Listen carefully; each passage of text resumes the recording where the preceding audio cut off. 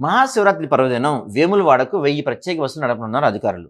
రాష్ట్ర వ్యాప్తంగా వివిధ జిల్లాల నుంచి భక్తులు భారీగా తరలివచ్చే అవకాశం ఉండడంతో అన్ని ఏర్పాట్లు చేశారు. ఈ నెల 8న మహాశివరాత్రి ఉండగా భక్తులకు టీఎస్ఆర్టీసీ గుడ్ న్యూస్ చెప్పింది. వేములవాడ రాజన్న ఆలయంలో జరిగే మహాశివరాత్రి జాతరకు స్పెషల్ బస్సులు ఏర్పాటు చేస్తున్నట్లు ఆర్టీసీ కరీంనగర్ ఈడీ వినోద్ కుమార్ తెలిపారు. రాష్ట్రంలోని శైవ క్షేత్రాల్లో వేములవాడ రాజన్న ఆలయం ఒకటి. జాతరగా వచ్చే భక్తులకు ఇబ్బందులు కలగకుండా వాటర్, మౌలిక వసతులు కల్పించనున్నారు.